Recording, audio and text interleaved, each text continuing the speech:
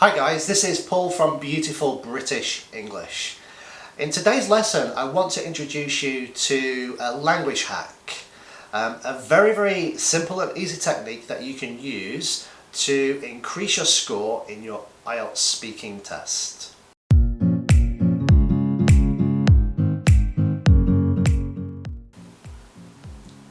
Okay, so this is a language hack that you can use if you are preparing for your first, your second or your third IELTS speaking exam.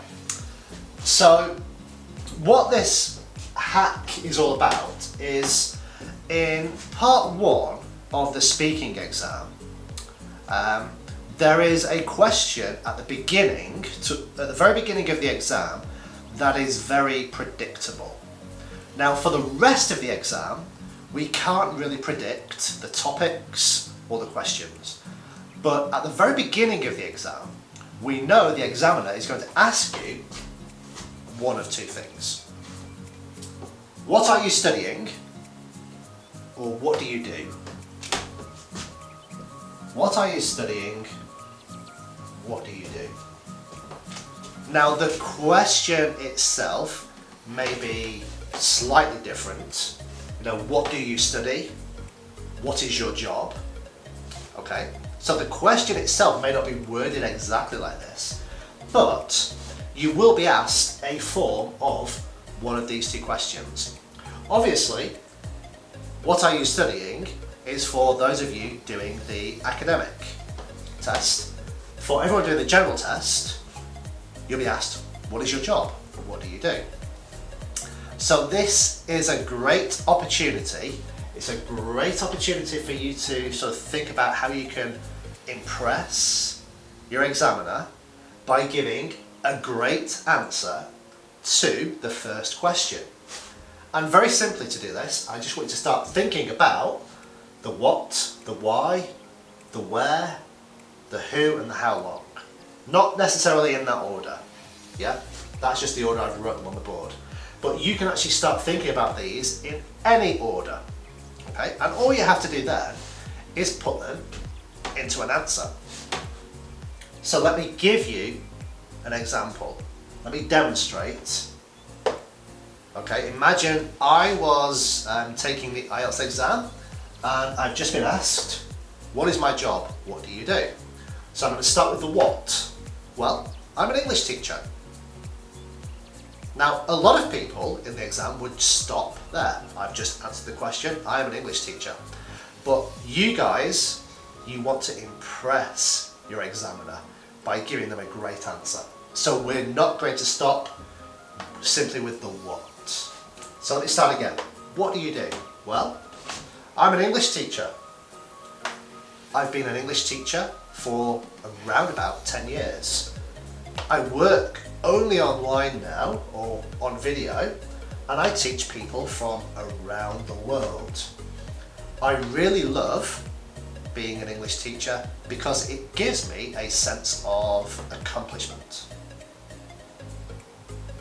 Okay, did you see what I did there? Yeah, I took a very simple question, what do you do, and I've turned it into a long, complicated and detailed answer which demonstrates good grammar, good vocabulary and good fluency in the English language. Yeah? Now you guys can do this as well, and I want to show you how you can start preparing this with this technique. Yeah? So what we have here, so we have the what, the how long, the why, the where, the who, and then the ending. And like I said, you don't have to use them in this order. This is just an order that for me kind of works. Yeah. So for the what, I said, well, I am an English teacher. Present simple, the present simple tense. But I went straight into the how long. And the how long is great because it allows us to immediately use a more complex tense, the present perfect. So I have been teaching for 10 years. I have been a teacher for over 10 years. Yep. The why Actually, before we move on to the why, let's talk a little bit about vocabulary. Because with the present perfect, there's lots of vocabulary that might be useful for you to start practicing using. Words like about, almost, more than, to help you describe the time period. So I've been an English teacher for more than 10 years. I've been working here for about 5 years. Yeah? So you can start thinking about your vocabulary as well. The why. I think why is brilliant because the why allows us to help describe feelings, emotions. We get to use what are known as stative verbs. Stative verbs are things like love and enjoyment, hate. Yeah? So again, why I use the present simple. I use the present simple, but I managed to use some great vocabulary to talk about how much I love my work. Now with the where and the who, we can use the present simple or the present perfect. So where I teach online, the who, I have taught people from all over the world. Yeah.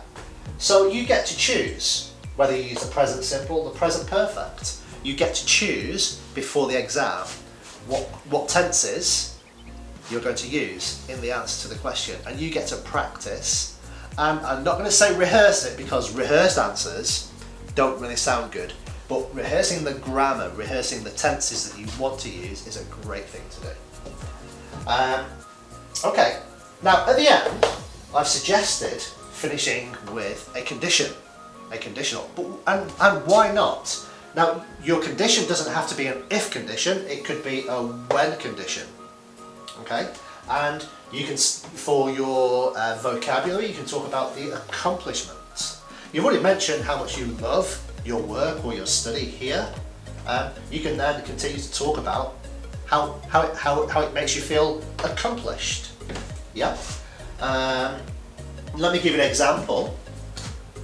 When a student has really learned something and enjoyed the lesson, then I feel accomplished. Okay?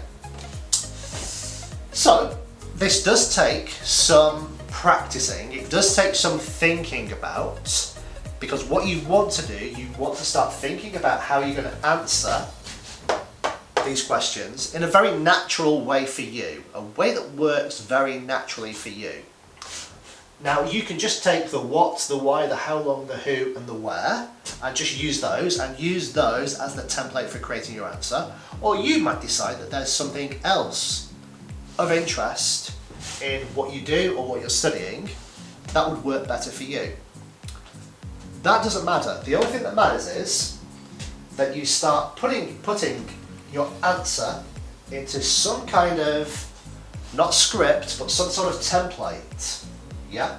And you practice talking about the what that you do, and you decide, well, what is the best tense for me to describe the what? What is the best tense for me to describe the how long? What is the best tense for me to describe the why? The same with the where and the who. And once you've decided what is the best tense, you can then start thinking about what is the best vocabulary for you to use in your answer. So, there you go. That is my IELTS speaking hack number 1. I think you guys will enjoy practicing this, and I think, honestly, if you use this technique and in the first answer that you give to the first question in part 1 of your IELTS exam, if your answer is as good as this, then you are setting yourself a high level. Yeah, you're giving yourself the ability to reach a higher score right from the start. Okay?